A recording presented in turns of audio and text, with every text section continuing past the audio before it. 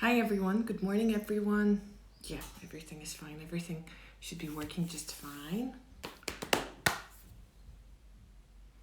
Awesome. Hi everyone. All right, hi, good morning. So today I'm going to be talking about my teaching philosophy and how I teach grammar, what informs my teaching beliefs, and what I think of when I plan a grammar lesson. So a little, hi everyone, good morning. A little personal disclaimer, I am not by any means saying that this is the way to teach grammar and you should teach grammar just this way and no other way. This is just my personal teaching beliefs, what I think about when I plan my lessons, and that's it. So once again, it's not like the one and only way to teach grammar. This is just my personal experience. Again, I will try to save that. I'm not sure if it's gonna work, but I am planning on saving that as well. So hi everyone, thank you for joining me. All right, so once again, I'm gonna share my personal experience, what informs my teaching beliefs, what I think of when I teach grammar. So let me see if I can pull a presentation up. Okay, can you please let me know if you can see my little presentation, my little slides? Can you type something in so I know that it's working properly and everything is okay? Hi everyone, thank you for joining. All right, okay, hi. So I hope everything works fine and you can see what I have there. Once again, it's an experiment. It's gonna sound a lot like a TED talk, I think. Like what informs my teaching beliefs and everything. Okay, cool. So here we go. I'm gonna talk about like 10 things that I think about. I don't know if you can see them. You can swipe the comments down, but I'm gonna read it anyway. So this is just for us to see. So what I'm gonna be talking about today. These are like 10 main principles, what I think of when I teach a grammar lesson. So I need to think about all these things and I'm going to comment on each of them in succession. All right. So before we jump into it and I share what I think of teaching grammar, I want to share these two books which shaped my grammar teaching personality. They started my grammar teaching journey and they motivated me to reflect on how I teach and what I teach and everything. So this is Learning Teaching by J.Scrivener. I think it's like a teaching Bible. It's a book recommended for everyone taking CELTA and Delta. It's a really nice book. If you can buy only one book on teaching, I would recommend this one, Learning Teaching. And the second one, it's more about grammar. It's Uncovering Grammar by Thornbury. I really liked the way this book made me question what I do, made me look a little bit differently on what I teach and how I teach it once again. So these are the books which greatly shaped my grammar teaching landscapes in a way. All right, so the first thing that I know, and I am sure that all of you would agree, it's nothing new. Again, learning grammar is a conscious process, and no matter how wonderful you teach, no matter how brilliant your explanation of present perfect is, it's up to our students to use it. They need to make a mental effort to apply the structure in their lives. We oftentimes tend to blame ourselves as teachers that, well, I didn't exactly teach the way it should be taught, which may be the case. But we need to remember that our students need to make this conscious effort to use this grammar. You know what they say, you can lead a horse to water, but you can't make it drink. So this is the thing what I'm talking about. You can pen everything out brilliantly, you can prepare the best whiteboard ever, but if a student is not willing to use this structure, it's not going to be much of help. But what we can do as teachers, we can assist our teachers to make this conscious choice, to make this decision by helping them notice how the structure works, by selecting activities which would encourage using or remembering the structure. We can create opportunities for practicing, which is very important. This is one of the most important things that a teacher can do, like selecting materials and activities and exercises. We can motivate our learners to use the correct grammar. We can explain what it means and what context do we use it in. And of course, we can give them feedback and talk about errors and how they can improve and upgrade their language. So once again, one thing that I think of, and I think everyone should think of, is that no matter how good your explanation is, it doesn't necessarily mean that the learner will use the structure right away. There is so much more to learning a structure, a grammar structure, or a word for that matter. There is so much more to making the word or a structure a part of your language repertoire than just explaining. And this is like the second thing that I think about. One sec. Let me see. Yeah, here it is. Learning grammar and learning anything is a dynamic process. It's never linear. It's never like this. You explain the material and the students know it right away. It's always a roller coaster. There are always ups and downs. There are always twists and turns. And it's very tempting for us, teachers, to think that, well, but we've covered that grammar, but we did it last time. Why don't you use it? It doesn't work like that. If it worked like that, if explaining something to our students was enough, all of us would be out of jobs already because, well, it doesn't work that way. We don't remember information this way. It's a long process. It's a difficult and complicated process, and it's never linear. So this is one thing that you need to bear in mind as well. It's not like fast food restaurant, you order and you get. No, you need to revise it, you need to retrieve it from your memory, you need to use it several times before you can make it your own. So here's that. It's always a dynamic process. My third belief is that we should focus on understanding first. Understanding comes before using. And there is no point drilling grammar structure or any word, again, for that matter, if your students do not understand what it means, when can we use it, what can we use it for. So when I think of that, I don't know, the first thing is like present perfect. It's typically difficult for Russian students to understand what we need it for, because we can use past simple. We don't have this present perfect tense in Russian, and that's why a lot of students struggle with that, because they don't understand why they need it. So we, as teachers, our task is to show the context and the situation when they would use that, and as a result, we would be able to, facilitate learning and make it a little bit more bearable for our students. We would explain why they need to struggle in order to remember that, so as to acquire the structure as well. Speaking of that, focusing on the meaning, I believe a very important thing is extensive input. So what you give your students, your presentation, you can call it presentation or input, whatever. You probably know that a lot of books today use the guided discovery method. They give you a few sentences with a grammar structure. They ask their students to analyze it and say what is the form, what is the meaning, and everything. And I know that a lot of books are guilty of that just because, well, they need to present a lot of material in a very limited amount of pages that they have in their course book. And we as teachers, again, may get disillusioned about the quality of knowledge our students get from a very limited exposure to the language. So they see like 3 sentences or 2 dialogues, and they are supposed to get the hang of the grammar structure.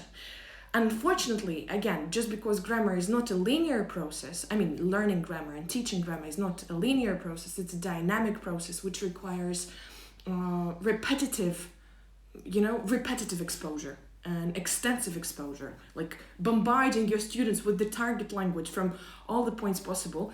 That is the reason why we need to provide them with more texts. This is more job, more work for us to do. I understand that. We need to search for tasks, we need to look for texts, maybe provide them with some graded readers that they can use outside of the classroom. But unless we expose them to a lot of language, they are not gonna notice the structure and they are not gonna make it their own. So we do need to make it a priority in a way. So once again, just because we remember that understanding comes first, our students need to understand the meaning, they need to see how it works in context before they can use it. We need to expand the amount of texts or input or presentation that we give them. So here's that.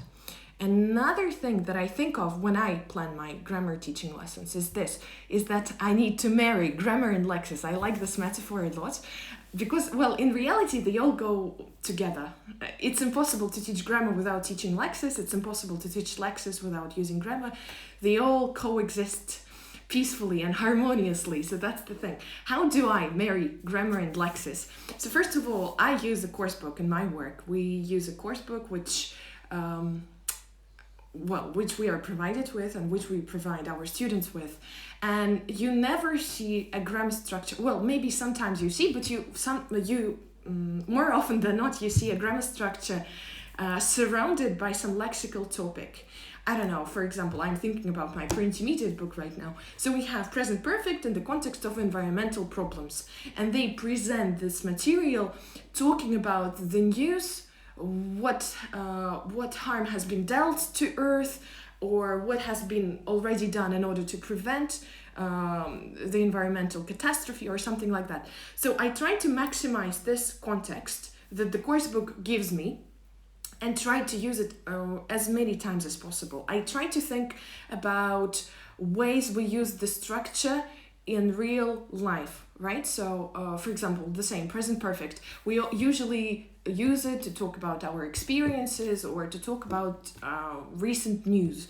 So I think, so my students are likely to use that to do this and that. How can I bring this into the classroom and try to combine the Lexis of the unit and the grammar of the unit? So with the example that I just gave you about present perfect and environmental problems, which were conveniently combined in my pre-intermediate book, we talked about news about environment. Then we kind of we pretended that we have created environmental organizations, and we talked about what has been done or what we will do and something like that. So once again, we use the same present perfect, but I try to pack it with the Lexis from the unit. So that's what I mean by maximizing the course book to the fullest, just using the context that authors of the course book provide us with and use it together. And another thing is that, you all probably have heard about lexical approach, and lexical approach is not really about, as I see it, it's not really about language teaching, but the way you see the language, how it works and how it coexists. So instead of teaching grammar and vocabulary separately, we rather teach like prefabricated language chunks without explaining what they are. What I mean is that you can teach your elementary students, you can teach your beginners, I don't know, and you don't need to explain that do not is a negation, it's an auxiliary verb with a negative participle. So you don't need to do that. You just teach it as it is. Or again, with my elementary or pre-intermediate students, I may just teach them, I've never done that, I've never been there, without explaining what present perfect is. And I think one example that really strikes a chord with me is when I was learning French. Well, I studied French for 1 semester, and before that I knew how to say my name is in French. Je m'appelle Julie. And all my life until I came to my formal French class, I thought that this is 2 words. Je m'appelle, like in Russian, меня зовут. And I thought it's just 2 words and that's it. And I could effectively introduce myself in French, not knowing how many words are in that phrase, you know? And it was an eye-opener when I came to my class and I understood that it's actually 3 words, not 2 words. But I didn't need to know that. I didn't know to analyze this grammar in order to introduce myself effectively. I would just say, je m'appelle Julie, and that's it.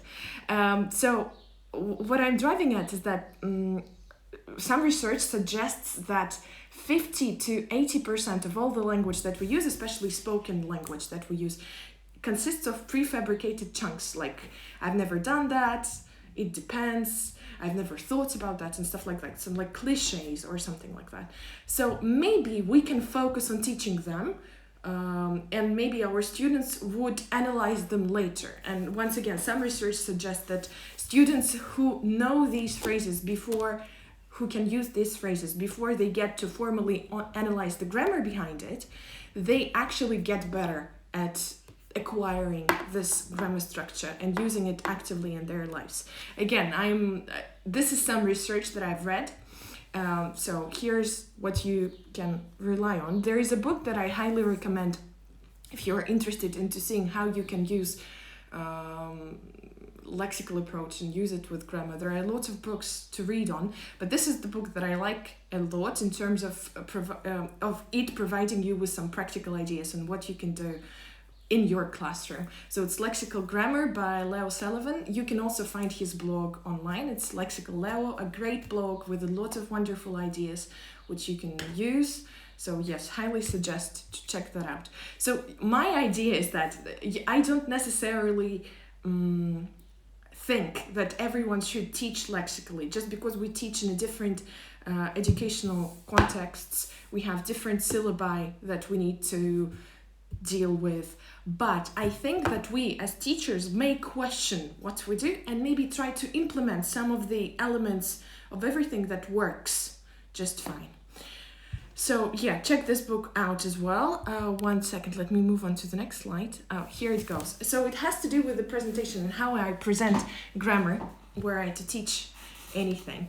So yeah, let's just accept that grammar center syllabi is the fact of life for many teachers, and sometimes we just need to teach a certain piece of grammar. Sometimes I know that, but then trust me, I know, I have first-hand experience. Sometimes you open the book and you see a grammar structure which has nothing to do with the context that you that the unit is all about. There is no way you can use the lexis from the unit and use it with the grammar, or you can, but it's not very natural.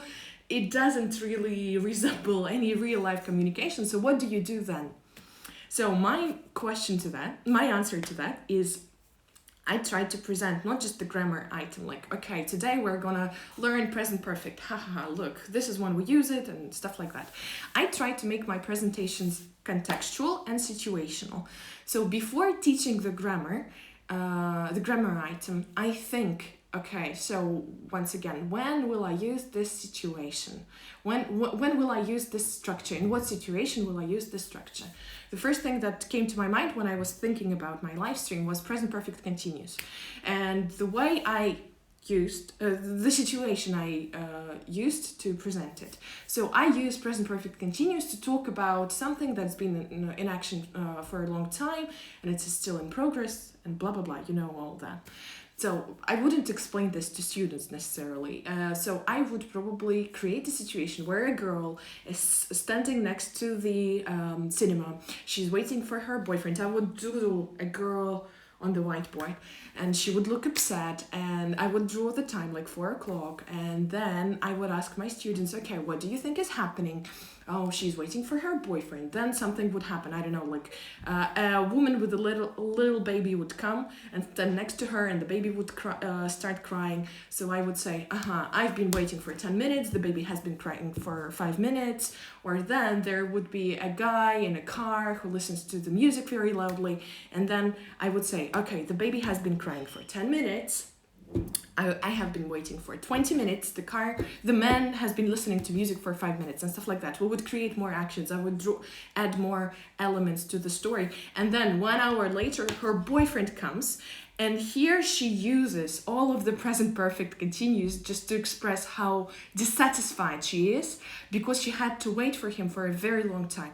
And here's when my students understand, so she shows how much time she spent doing that. So it was like, I've been waiting for you for 1 hour. I've been, I don't know, the baby has been crying for 30 minutes. The man has been listening to music for 45 minutes and everything. So I tried to think of a situation where using this grammar structure would be the most natural.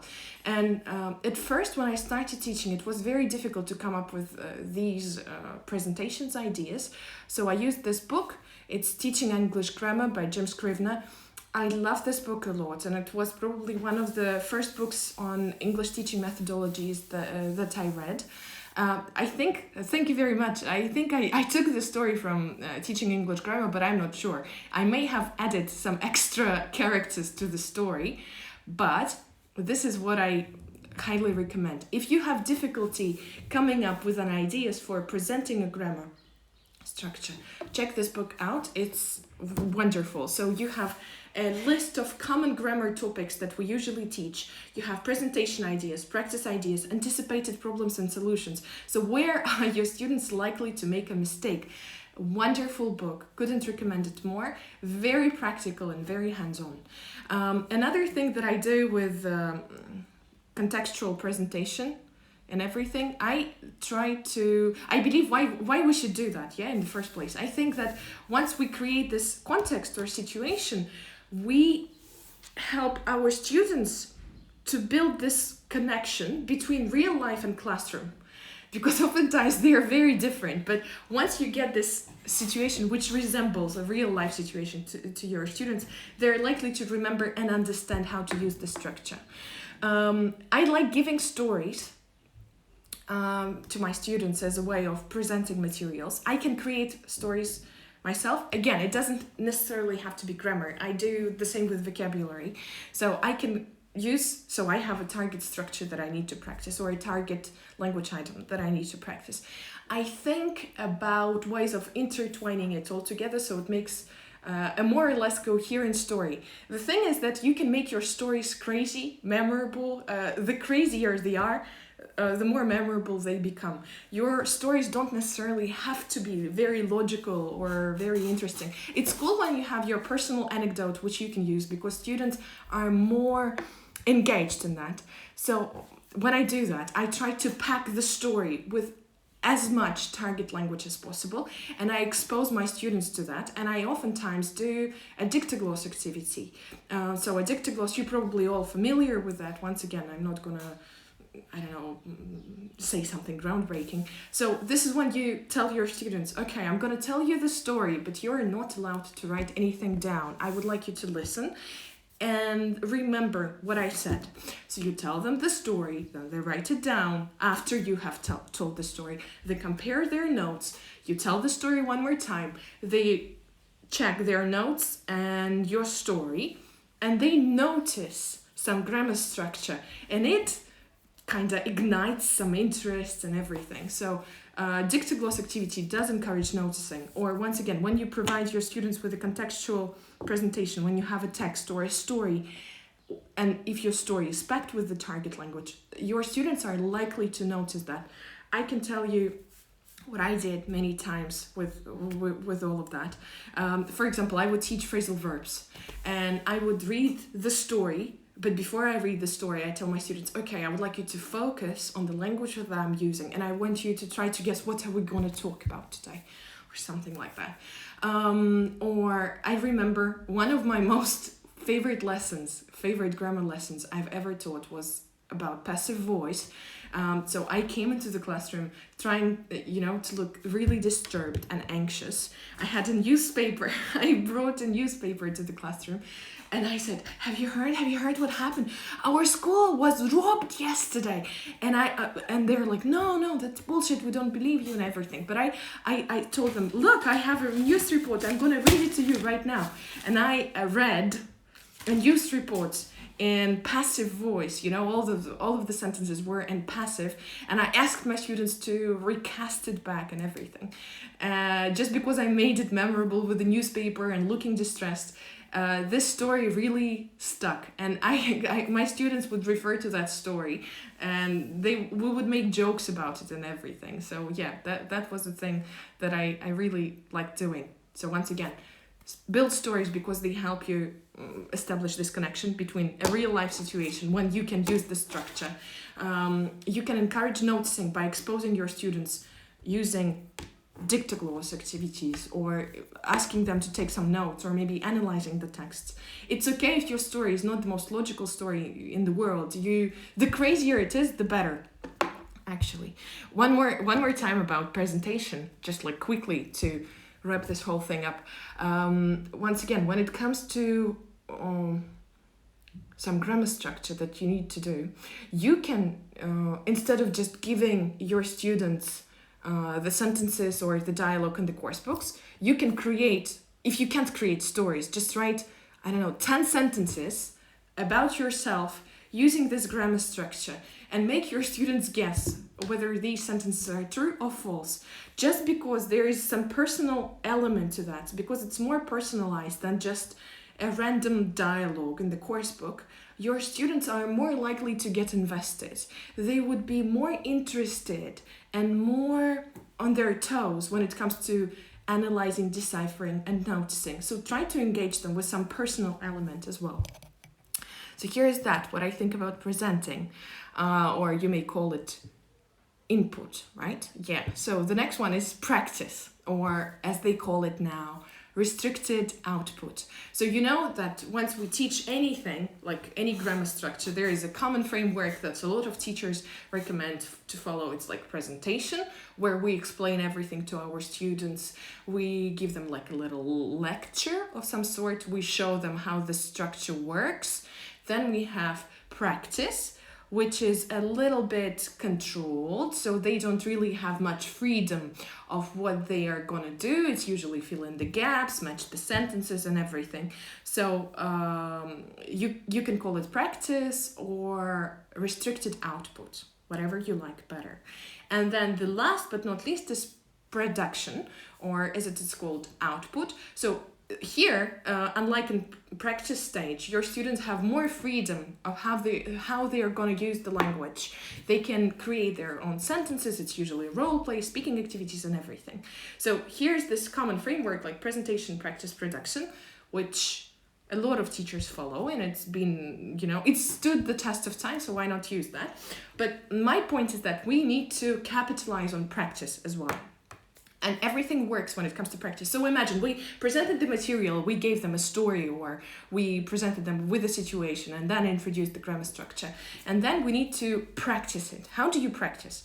Of course, there are some drills. Although a lot of teachers criticize them and say they're old-fashioned, they serve no communicative purpose, I think that we need to do them as well, just to get our tongues and minds around the structure. More tongues, not minds, because when you do the drills, you don't really think about it. You probably just pronounce the structure and that's it. Sorry. So you can use the drills and make them a little bit more engaging by doing transformation drills. For example, I don't know, I get up at 7 o'clock and your students repeat, I get up at 7 o'clock, and then you say, drink coffee, and your students say, I drink coffee at 7 o'clock, and then you say 8 o'clock, I drink coffee at 8 o'clock. So you give them one word, which they need to kind of transform and substitute the whole thing.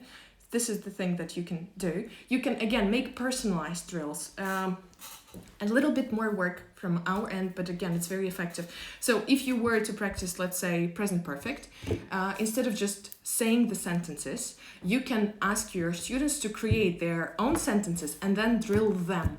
So you can ask them, okay, write 3 best things you've done and 3 best things you haven't done, or something like that. And then they drill these sentences that have something of a personal value. They would be more invested. This is something that they need to express. This is something that they have first-hand experience of, and that's why they're likely to get more of just, they will be closer to acquiring the structure than just repeating it blindly, mindlessly, and everything.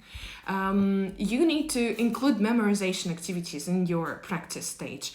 Once again, I believe that you cannot use the structure unless you memorize it. It's like Bloom's taxonomy. So here we have remembering, understanding, and then on the top of the Bloom's taxonomy thing, you have creating and applying the knowledge that you have.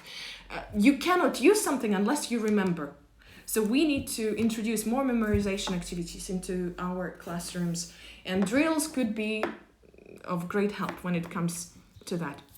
You also need to introduce your students to noticing activities during your practice stage. So you all know, like, fill in the gaps activity. I was rereading Uncovering Grammar just while I was preparing for this live stream, and there is an activity which is super effective, but you don't really see it that much. You don't really see it that often. So you typically have present perfect and past simple contrasted, right? So you have something, I don't know, like a biography of a person who already died, and they wrote, they created something, and a biography of a person who is still alive, and they have done something, they have written something and everything. So instead of just asking your students to put the verbs in the correct form, why don't we give them all the texts, but we ask them to analyze Okay, which of these authors, which of these biographies is about a person who is alive? Which of these biographies is about a person who is dead? Or something like that. So you ask them questions about meaning, and by doing that, you encourage them and motivate them to see what the structure is used for. So instead of just, you know, opening the brackets and writing the word in the correct form, you ask them to analyze it. You focus on the meaning. You focus on noticing, this is how the structure works and everything. There's one more thing, one more activity that Scott Thornbury recommends in his book. I've tried it and it's been a huge success, and I know it's a great deal of like setting this whole thing up, but it's cool. I think it's a nice activity which you can do every now and then, just to encourage noticing and to make your students more aware of that. So there is it's like reverse translation. You give a text in English to your students and you ask them to translate it to their language one as idiomatic as possible, so they make a good translation of the text. You retrieve the translation, and maybe like after a day or two, you give them the translation in their language one back, and you ask them to translate it back to English without giving them the original texts. So once they have two texts in English, the original one and the translated version, they see what's there, what's missing, what are the structures that were there in the text, which are missing in the translated text. By doing that, you encourage noticing. Ideally, your original text would again be packed with the target language that you wish to practice. So notice, memorize, drill, and practice. Of course, you can do fill in the gaps, open the brackets, and everything. They are, provided aplenty in our course books, so why not use them to the fullest as well? Whatever works with your student is fine. I think that just because learning a language is not a science, it's an art, and teaching a language is not a science, it's an art. There are so many things that you can try out and see what really works, depending on your student goals, motivation, their expectations, your teaching beliefs, and everything. So use everything. I just insist on your teaching decisions being well informed. If you understand the reasoning behind doing this or that, that's fine with me. You can do, I think that we can do whatever we want to do. We just need to be informed what we are doing and what is the rationale behind it. Okay, moving on. Number 8, it's like opportunities for output or production. So once again, we have presentation, practice, production, or what is it called? Input, restricted output, and output, unrestricted output. So when it comes to production stage, when we want our students to use the language, right? So provided we have practiced it several times, our students know when to use that. They have analyzed it. They noticed the structure.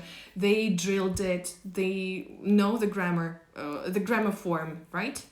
Everything is well prepared for them to use it in real speech. So how can we do that? What tasks to choose? I am a big fan of project-based learning and task-based learning. The thing with them is, apart from just teaching a grammar structure, you have something non-linguistic, be it a graph, a website, a poster, an exhibition, a show, some sort of a craft or whatever. And while achieving this non-linguistic output, you use certain language. Let me give you an example. Okay, so imagine that you teach comparatives with your students. Comparative degree of adjectives. What I would do, what task I would choose personally, I would ask them to write a review of Airbnb. I would give them like 2 pictures, a picture of a place they saw online and a picture of a place you got. And they need to compare these places. So when writing a review, your students they will have to use the comparative degree of adjectives. The place is much darker, it's way smaller, it's way dirtier and everything. So the thing is that when comparing and talking about your expectations versus reality, you naturally need adjectives, a comparative degree of adjectives. So coming up with these tasks can be very tricky. It takes some time, but I think it's about the way you see the grammar, the way you see grammar teaching. So my first thought when I am to teach a grammar, I think, okay, in what situation, in what context can I use this to teach, to use this structure, where it would be the most natural thing to use adjectives of like comparative degree of adjectives. Okay, I'm going to use it when I am writing a review about two things, what I expected and what I got, or something like that. Or, okay, when can I use present perfect continuous? I'm going to use it to talk about the duration of something when I want to show how long the action has been in progress. Okay, when can it be? Okay, for example, I was waiting for my boyfriend for a long time and now I want to tell him everything. So you see, it's about trying to think of a real life situation where we naturally use this grammar item and trying to come up with the tasks for that very situation. It's quite challenging to do that. And another thing with tasks is that sometimes you can't control the language that your students would need to use. Sometimes you think they would use this and that, but turns out they have more, they would like to use something else. And you sometimes need to forget about the lesson plan and provide your students with the language that they really need there and then. So I am a big fan of tasks. Once again, I'm not 100% a task-based learning teacher, but I try to implement little elements of task-based learning because I do find them to be effective. Once again, your students have a reason to use this structure. They understand that this is where I would use it naturally. Another thing that you can do, which is very easy to do with your students, is to give them a reason to communicate, no matter what you teach. So during the production stage, right, or this output stage, we usually ask our students to mingle, find out about your partner, or maybe have a debate, discuss an opinion, or something like that. Role plays, discussion, debates, mingling activities, find someone who. These are typical production stage tasks. Why would your students listen to each other, like a reason to communicate? So what I mean by reason to communicate is that there should be an information gap. For example, if you ask your students, okay, talk to your classmates and discuss what you did last weekend, you have this information gap, right? You naturally use past simple to talk about past events, and you don't know what your classmates did, so this is a reason for you to communicate. But we also need to make our students listen. We need to give them incentive to listen. What I do with my students, I create such a task which would give them a reason to listen. For example, I tell them, okay, I want you to talk to your classmates about the things that you did on the weekend, and I want you to report back 3 things which surprised you. Or I want you to find someone who has a weekend which is most similar to your weekend. Now all of a sudden your students have a reason to listen to each other because they have another task. Or I may do that as well. When my students talk in pairs, I 100% would ask a few to say, okay, tell us about what you talked about. Share with us what you discussed. My students know about that I'm gonna ask them, and that's why they have a reason to listen. The first time you do that, they're likely to say, oh, I don't know, I didn't listen, I don't remember, or something like that. But once they get used to that you ask them, okay, share with us, what did you discuss? Tell us about what surprised you about your partner.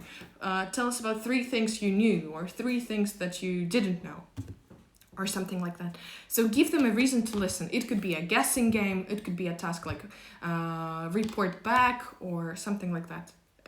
So this is my main idea.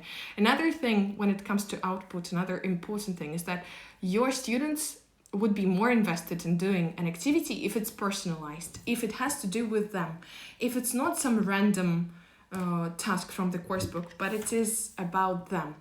Once again, a very typical task for present simple, for example, you have or not present simple, sorry, present continuous, right? You have a timetable of different things, and you need to, student A has a certain timetable and student B has a certain timetable, and they need to talk to each other and discuss when they can meet for a cup of coffee.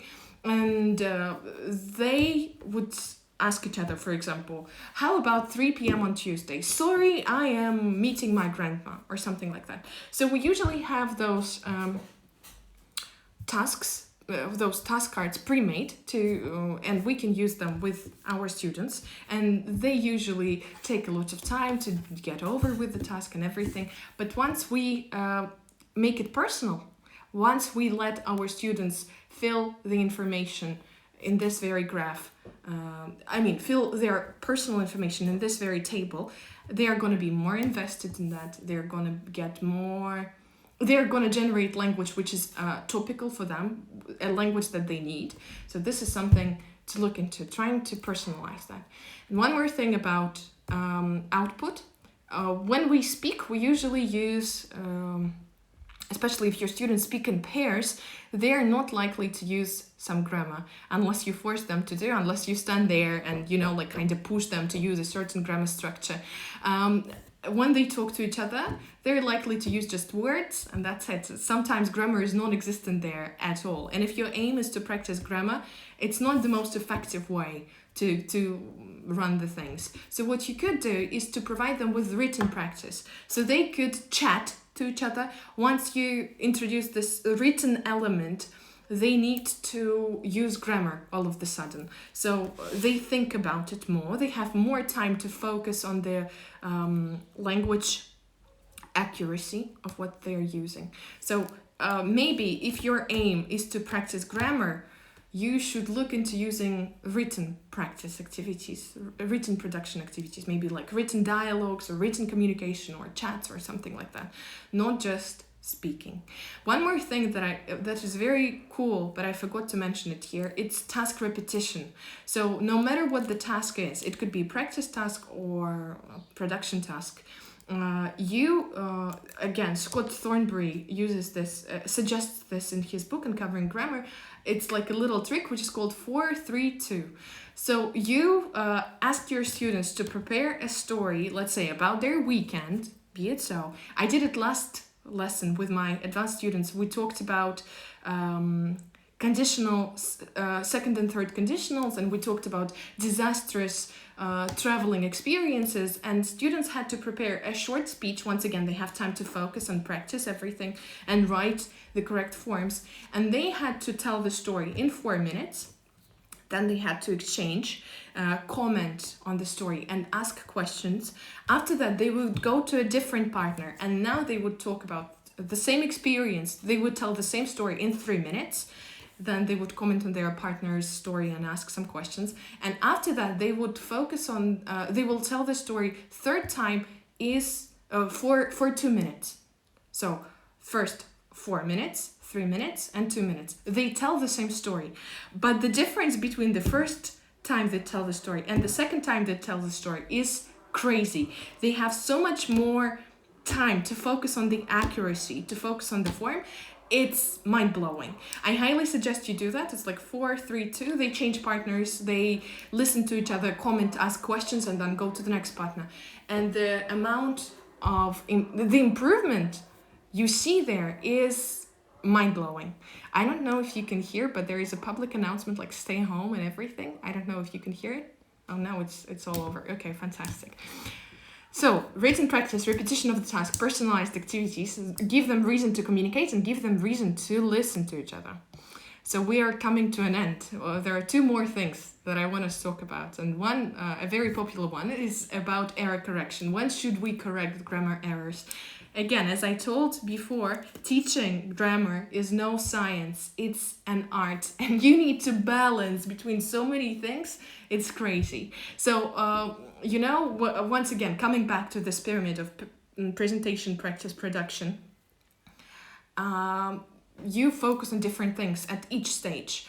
So during your practice stage, you usually focus on accuracy. If you think about your typical practice stage activity, for example, fill in the gaps, open the brackets, or something like that, you want your students to be accurate with the language that they are using. So if they're making a mistake there, you might want to correct it right away. But during the production stage, where your focus is primarily shifted towards fluency, you may think about not breaking the flow of communication, or maybe giving them a delayed feedback later once they finish. There is a comment about writing comics, which is an adorable activity. I think it was about the previous slide about writing tasks and everything. I agree, writing comics is awesome. Yeah. Speaking of a feedback, when it comes to writing, you may also it's easier to give feedback when your students are writing something. You can just easily come and signal that there is a mistake. So they focus on that as well. All right, so when we are correcting something, we need to remember whether we're focusing on fluency or accuracy, whether we are at our presentation and practice stage, where accuracy is our main priority, or whether we are doing a production stage activity where we are more likely to focus on fluency. So we need to think about that. We need to balance between these two things. Should you signal right away or should you signal later? Should you signal at all? Should you signal about all the mistakes that your student makes? My answer to that is sure, no, you don't need to do that. Just because it may feel overwhelming, you run the risk of nipping their true potential in the bud, because they will feel discouraged and demotivated to continue just because they make all the mistakes. They make mistakes all the time. And they wouldn't get this pleasure of satisfaction of being able to get the meaning across. I personally believe that it's more important to communicate effectively, to get the meaning across. However, there is another side of the coin. If you don't signal about the mistake, you run the risk of this mistake getting fossilized, and your students will be having hard time getting rid of it later if you don't rectify it right away. Again, this is something for you to balance on. Should you give delayed feedback or should you write everything down? Again, when you listen to your students, I hear a lot of teachers criticizing this. So you are during your production stage. So you listen to your students and you think, they're making these mistakes. I'm going to write it down. And then later we're going to discuss it and everything. When students see you writing something down, according to some teachers, they become discouraged to speak and everything. I don't necessarily agree with that. I think it's a matter of habit. I just tell my students that I write something down. Don't worry, don't mind me. Sometimes I try to remember, but oftentimes it's very hard to focus and keep everything, on your in your head, and you're likely to forget something. But if there is something you really want to focus, I may write it down. But one thing that I noticed helped me and my students overcome this fear of me writing something. I write things that I like. Something that I absolutely adore, and I also, as well as I put some negative feedback and we correct some of the mistakes, I also write something that I absolutely loved, and I can't get enough of that. And my students usually feel motivated. I try to find one cool phrase for everyone, and I just say, oh, good of you to use this phrase. I liked how you used this structure. That was a brilliant thing that you just said, or something like that. So you can motivate them by doing this as well. So when it comes to error correction, right? So we need to think about that. Are we focusing on fluency or accuracy? Should we make a signal right away, or should we give delayed feedback? What if there was a question which was about fossilized errors? What if you have like intermediate students who forgets to add s at the end of the third person singular and present simple? My answer to that is that it's very difficult to get rid of fossilized errors. That's why they're fossilized. It's again, it takes a lot of effort from your students to consciously make this decision not to make this mistake anymore. And I can tell you, I have intermediate students, I have advanced students, proficiency students who sometimes forget to add s to third person singular and present simple. I myself have had quite a few fossilized errors that I had to rectify, and it took a great deal of mental effort to get rid of them. I remember that I would ask all of the freaking time, how do you think? How do you think? How do you think? Which I know is wrong. I know the correct answer, the correct question is, what do you think? What do you think? I remember coming to my classroom and telling my students, if you hear me say, how do you think? This is wrong. You need to signal that I'm making a mistake. I would write, I struggled so much during my CELTA because all of the 8 teaching practices, I would keep on saying, how do you think? How do you think? I would write what on my palm. I was thinking about getting a tattoo with what do you think somewhere that I can see it. And it took so much effort to stop saying that. My students were very enthusiastic about getting to correct me, but it took some time. And now I never say, how do you think? Or if I do say, I say, oh, sorry, what do you think? So I correct myself right away. Fossilized errors are very difficult to correct. You need to make your students aware that they have this thing. You need to suggest some solutions to that problem, maybe some alternatives that they can use. But again, it's a conscious step that they need to make. It's impossible for you to do something to rectify it right away. So how do we correct grammar? There's one thing, I think it's very cool. It's like pretend not to understand. It's very close to how would we communicate in real life. So you just go, sorry, I didn't get that. Sorry. So you just signal that there is a miscommunication. Once again, when it comes to real life communication, why do people want to use correct grammar? They want to get their message across. This is their primarily motivation. And if you show them, if you signal that the message hasn't been sent home, you don't necessarily get what they said, you just misunderstand them or pretend to misunderstand. Teachers are very good at guessing what the students want to say, and we just jump in and then answer their question. Don't do that. Sometimes, I know it's tempting, but sometimes you need to pretend to misunderstand and say, sorry, what's that? Can you try another way or something like that?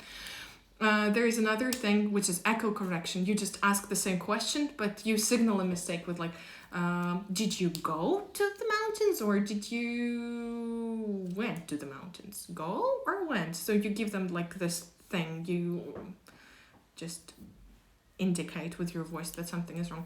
There is another thing which is like a red flag.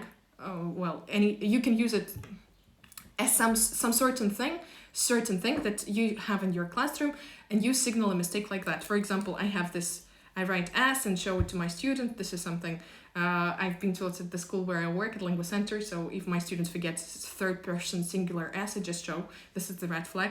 I have some Bitmoji stickers of myself which I show, or I just go, oh no, a mistake. So you're like making it silly, or I would do this like, ooh, something is wrong. So you like signal by doing something non-verbal. You may simply recast what your students say. If they say, I go to the mountains yesterday, you just say, aha, you went to the mountains yesterday, all right, and what happened? So you just recast them without breaking the flow of communication. You let them communicate the meaning, you let them get the meaning across, but still you kind of signal that something is wrong. Sometimes your students say, like, I go to the mountains yesterday. And you say, aha, you went to the mountains yesterday. And they say, yes, I go to the mountains yesterday. Sometimes they don't understand your recasting technique, so maybe you need to try something else instead. There is one thing which is delayed feedback. You just listen to your students while they are talking to each other. You take some notes, or don't take some notes if you feel like this is going to scare your students. Oopsie, sorry. And after that, you just put some examples of the language on the whiteboard, and you invite your students to comment on that. Whether there's a mistake, what's wrong, how could we rectify that.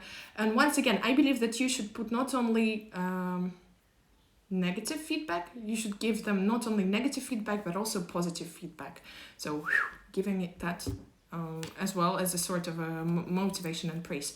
You can use finger correction to show that something is wrong. It's like a red flag. So you go, your student says, I go to mountains yesterday. You say, to mountains yesterday. So you indicate that something is wrong with this word. And again, you allow some self-correction there.